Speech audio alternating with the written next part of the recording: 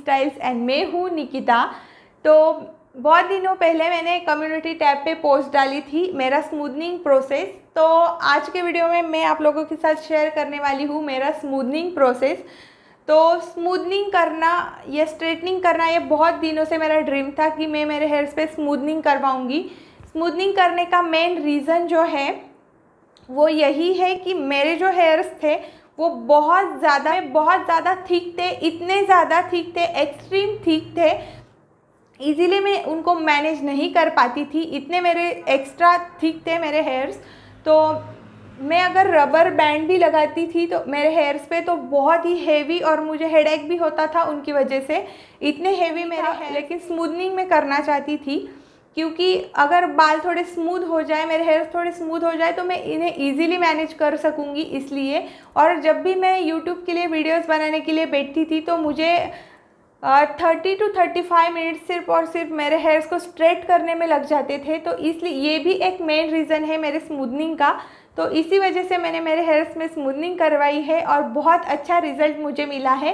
सबसे पहले मैंने स्मूदनिंग की, देन मैंने हेयर कलर किया एंड देन मैंने केराटिन भी किया है मेरे हेयर्स में, जिसकी वजह से मेरे हेयर हेल्दी एंड बहुत एक्स्ट्रा शाइन भी मिली है मेरे हेयर्स को। तो डिलीवरी के बाद मेरे जो हेयर थे वो एक्स्ट्रा थिक हो गए थे हार्मोन इम्बैलेंस की वजह से। तो वो मुझे इजीली मैनेज करने नहीं आते थे, बहुत हेवी हो जाते थे। कभी कोई टाइप का क्लचर नहीं लगता था, कभी कोई टाइप का रबर नहीं लगता था, मतलब मैं कुछ भी नहीं कर पाती थी उन्हें एक बन बनाने के सिवा। तो इसलिए मैंने स्मूदनिंग करवाई है। आई होप कि आप लोगों को अच्छी लगे। कुछ लोगों को नहीं लगेगी कि इतने थिक मेरे बाल जो थे उन पे मैंने स्मूदनिंग क्यों करवाई, लेकिन मेरा प्रॉब्लम मुझे पता है, मुझे ये पॉसिबल ही नहीं था उन्हें मैनेज करना, इसलिए मैंने स्मूदनिंग करवाई है। तो स्मूदनिंग करने के बाद आप देख सकते हो मेरे बाल बहुत ही सिल्की, इजी टू मैनेज और बहुत ही सॉफ्ट हो चुके हैं।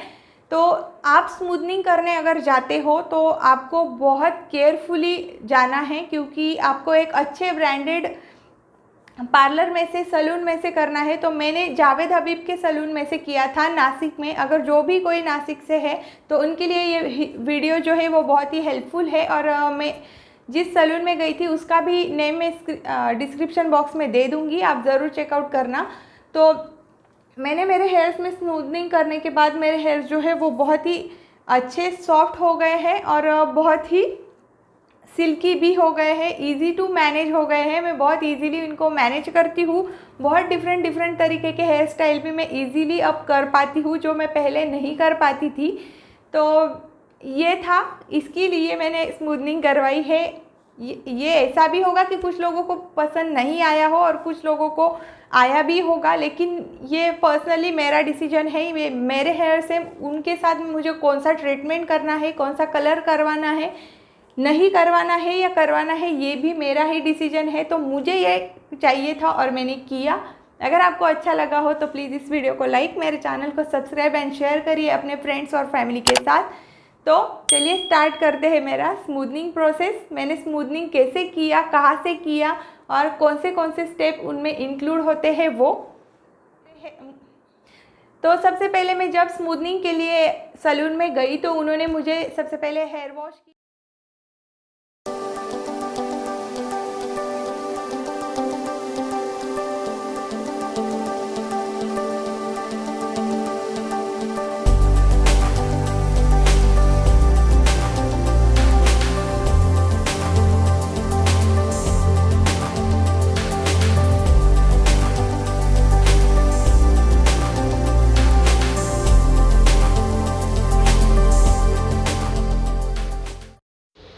तो सबसे पहले उन्होंने मेरे हेयर्स को वॉश किया और शैम्पू, कंडीशनर, ऑल जो भी मेरे स्मूदनिंग के क्रीम्स एंड ऑल थे, जो भी स्मूदनिंग की किट थी वो वेला प्रोफेशनल से थी क्योंकि लॉरियल से बेटर है वेला प्रोफेशनल, ऐसे मुझे सलून से कहा गया था। और मैंने भी बहुत वीडियोस एंड इंफॉर्मेशन निकालने के बाद मैंने सोचा कि वेला प्रोफेशनल से ही करते हैं क्योंकि उनके रिजल्ट्स बहुत अच्छे हैं, रिव्यू भी बहुत अच्छे हैं और बहुत ब्रांडेड प्रोडक्ट्स हैं उनके। तो इसलिए मैंने डिसाइड किया कि वेला प्रोफेशनल की ही किट यूज़ करेंगे। हेयर वॉश के बाद वो लोग आपके हेयर्स को ड्राई करते हैं ड्रायर की हेल्प से एंड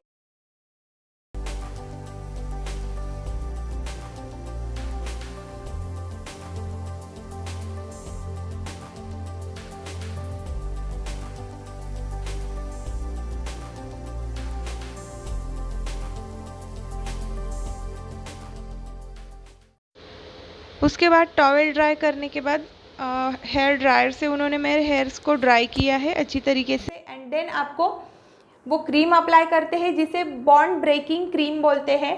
आपके हेयर्स का जो एक्चुअल बॉन्ड होता है उसे वो ब्रेक करते हैं। मतलब मेरे जो हेयर्स थे वो बहुत ज़्यादा एक्स्ट्रा थिक थे, एक्सट्रीम थिक थे, बहुत मोटे मोटे थे, इसलिए उनका जो बॉन्ड है वो टोटली ब्रेक करके उनका स्ट्रक्चर बदलना था। तो इसलिए बॉन्ड ब्रेकिंग क्रीम सबसे पहले वो आप लोगों के हेयर्स में अप्लाई करते हैं। तो उन्होंने मुझे बॉन्ड ब्रेकिंग क्रीम लगाया, देखते हैं कैसे लगाया। देन मेरे हेयर्स ड्राई होने के बाद उन्होंने अच्छे से कोम किया एंड देन मेरे हेयर्स के जो है वो लिटिल सेक्शंस उन्होंने डिवाइड कर लिए थे। उसकी वो सेक्शन डिवाइड करने की वजह एक ही थी कि मेरे हेयर्स जो थे वो ज़्यादा थिक है, इसलिए उनको इजीली सब करना इजी पड़े, इसलिए उन्होंने सेक्शंस बनाए। बहुत ज़्यादा सेक्शन बनाने पड़े थे मेरे हेयर्स में और टाइम भी बहुत ज़्यादा लगा था इस पूरे प्रोसेस को। और छोटे छोटे सेक्शन बनाने के बाद उन्होंने वो जो सॉल्यूशन था, बॉन्ड ब्रेकिंग क्रीम था, वो अप्लाई किया मेरे हेयर्स में। तो छोटे छोटे सेक्शंस लिए हैं क्योंकि अच्छी तरीके से अप्लाई हो जो भी क्रीम हम लगा रहे हैं हेयर्स में। और मेरे जैसे थिक हेयर्स अगर आपके हैं तो आपको भी बहुत छोटे छोटे सेक्शंस बनाने पड़ेंगे। वो डिपेंड करता है कि वो जो प्रोफेशनल है वो कैसे करता है आपके हेयर्स के सेक्शंस एंड ऑल। तो बहुत अच्छी तरीके से और केयरफुली उन्होंने क्रीम अप्लाई किया।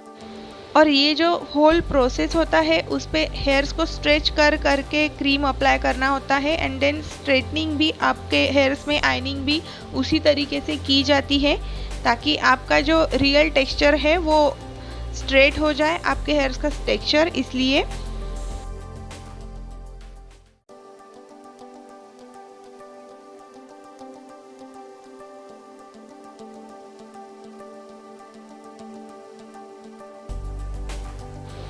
यहाँ पे पूरे हेयर्स में वो लगा चुके हैं और उसके बाद अगेन वो एक बार अप्लाई कर रहे हैं अच्छी तरीके से, क्योंकि एक भी हेयर अगर छूट गया तो उसका टेक्सचर चेंज दिखेगा, मेरे होल हेयर्स के टेक्सचर से डिफरेंट भी लगेगा। इसलिए छोटे छोटे सेक्शन उन्होंने देख देख के सबको कंप्लीट किया अच्छे से। ये बात मुझे बहुत अच्छी लगी। और बाद में उन्होंने कोम भी किया है मेरे हेयर्स में, जहाँ जहाँ उन्हें ज़रूरत लगी वहाँ पे। और कम्प्लीटली मेरे सभी हेयर्स में लग चुका है यहाँ पे क्रीम। देन 20 मिनट्स के बाद वो चेक करते हैं तो मेरे हेयर्स ठीक है, इसी वजह से उन्होंने 10 मिनट्स एक्स्ट्रा रखा था। और क्रीम का जो पावर है उसे थोड़ा कम करने के लिए थोड़ा थोड़ा उन्होंने वाटर स्प्रे किया मेरे हेयर्स में। और उसके बाद 5 मिनट में उन्होंने हेयर वॉश के लिए मुझे बिठा दिया था, क्योंकि यहाँ पे उनको टेस्टिंग में समझ गया था कि मेरा हेयर्स का जो बॉन्ड है वो टोटली ब्रेक हो चुका है और स्मूथिंग का क्रीम बहुत अच्छे से काम कर गया है। तो उसके बाद उन्होंने हेयर वॉश किया। वो 10 मिनट्स में टेस्टिंग कर रहे थे कि कितने अच्छी तरीके से क्रीम वर्क कर रहा है मेरे हेयर्स पे या नहीं। तो उसी के लिए वो 10 मिनट्स के बाद चेक करते हैं, टेस्ट करते हैं।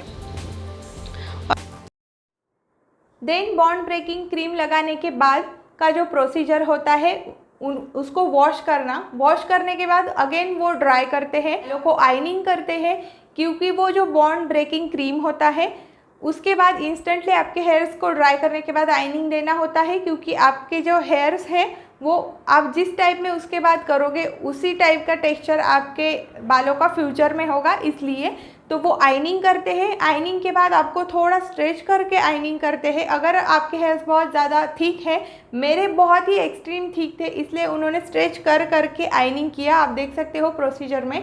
तो उस टाइप में उन्होंने आइनिंग किया मेरे हेयर्स में। होल हेयर्स को करने के लिए बहुत ज़्यादा टाइम लगा है, क्योंकि मेरे हेयर्स बहुत ही थिक है, बहुत ही लॉन्ग है और थिक भी है, इसलिए।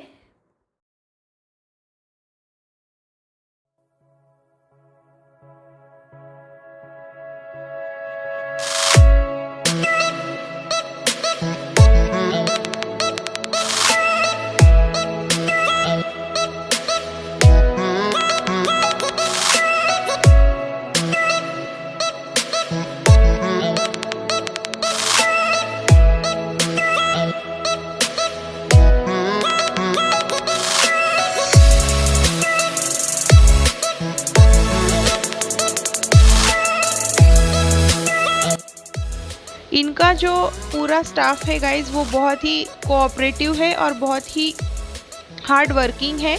2-3 लोग लग जाते थे मेरे हेयर्स को ड्राई करने के लिए, और जब भी वो सॉल्यूशन वगैरह अप्लाई करते थे तो वो 2 लोग एक दूसरे की हेल्प ले लेकर पूरा जो प्रोसेस है वो कंप्लीट करते थे।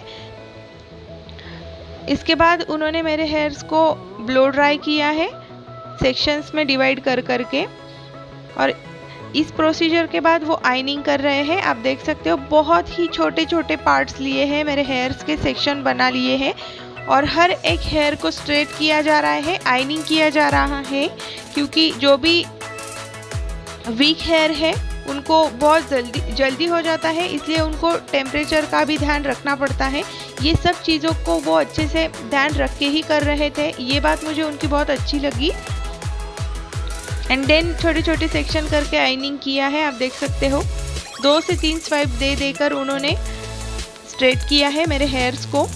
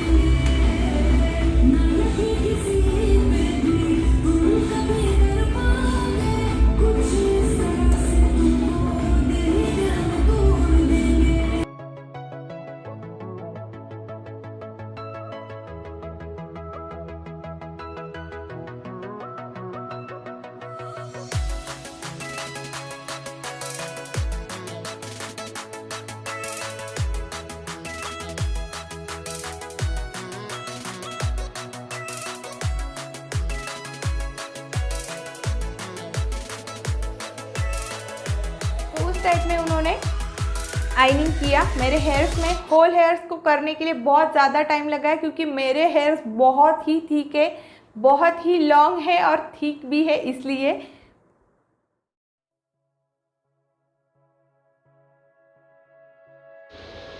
देन गाइज यहाँ पे मेरे हेयर्स में सॉल्यूशन लगा रहे हैं। सॉल्यूशन का नाम अगर अब मुझे याद नहीं, लेकिन याद आया तो मैं स्क्रीन पे लगा दूंगी। तो वो सॉल्यूशन लगा रहे हैं मेरे हेयर्स में। इसकी जो स्मेल थी ना गाइज, बहुत ही हार्श वाली स्मेल आती है। तो वो सॉल्यूशन पूरे हेयर्स में उन्होंने अप्लाई किया, कोम करके अप्लाई किया है, जिसकी वजह से अच्छे से हर एक हेयर जो है वो कवर हो जाए, हर एक एरिया जो है वो कवर हो जाए। और ये स्कैल्प में बिल्कुल भी नहीं लगाना पड़ता है, पूरे हेयर लेंथ में ही उन्होंने अच्छे से अप्लाई किया है, स्कैल्प का ध्यान रखते ही। तो इसीलिए उन्होंने हेल्प के लिए और एक प्रोफेशनल को बुलाया था, तो उसने मेरे हेयर्स को पकड़ा है एंड देन वो कर रहे थे।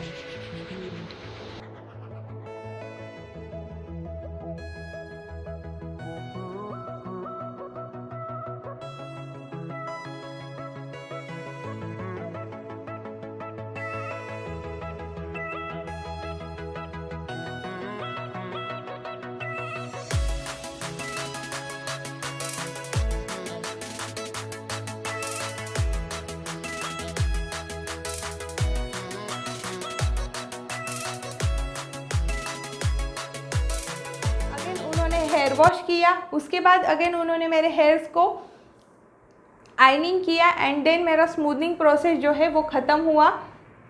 तो इस टाइप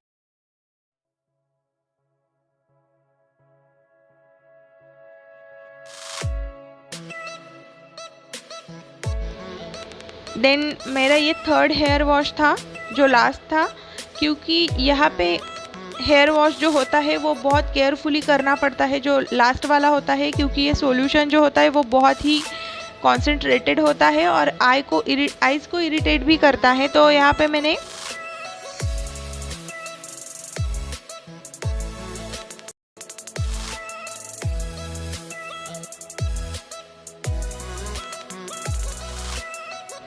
तो गाइज़ यहाँ पे उन्होंने मेरे हेयर्स को ब्लो ड्राई किया है और इसके बाद आइनिंग की जो प्रोसीजर है वो नहीं होगी, क्योंकि आइनिंग एक बार कर चुके हैं, सिर्फ ब्लो ड्राई करके छोड़ दिया है। और ये है मेरा लास्ट फाइनल लुक।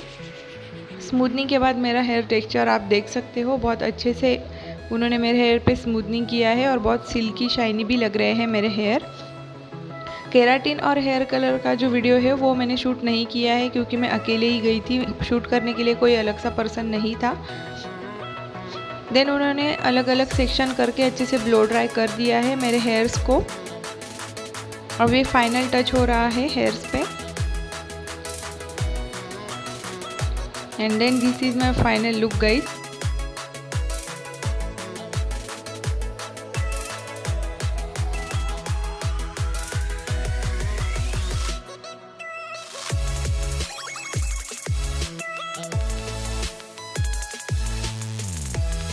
तो इस टाइप में मेरा स्मूथनिंग प्रोसीजर था। इस टाइप से स्मूथनिंग करते हैं आपके हेयर्स में।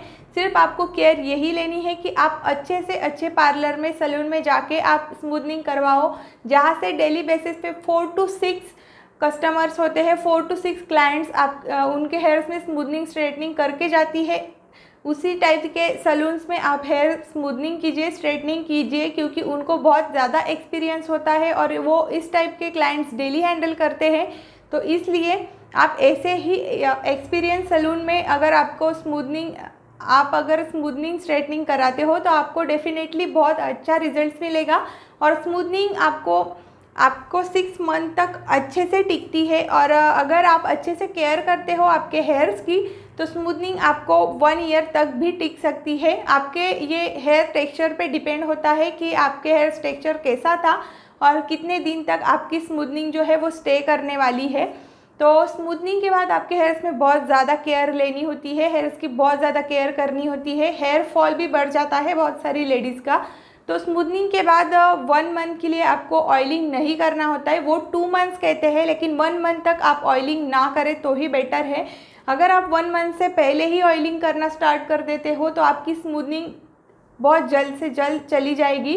तो आपको 1 मंथ ऑयलिंग बिल्कुल नहीं करना है। और उसी 1 मंथ में आपको हेयर फॉल का प्रॉब्लम फेस करना पड़ता है, क्योंकि केमिकल ट्रीटमेंट होता है आपके हेयर में। और उसके बाद आप 1 मंथ के लिए ऑयल नहीं लगाते हो तो उसके बाद उसके लिए आपके जो हेयर्स है वो थोड़ा ड्राई लगते हैं, लेकिन वो सिर्फ 1 मंथ आपको फेस करना है। उसके बाद आप लगा सकते हो ये नीम ऑयल विथ एलोवेरा जेल। अगर आप ये कॉम्बो लगाओगे ना तो आपका हेयर फॉल रिड्यूस हो जाएगा, आपके हेयर्स बिल्कुल भी ड्राई, डैमेज, रफ नहीं होंगे।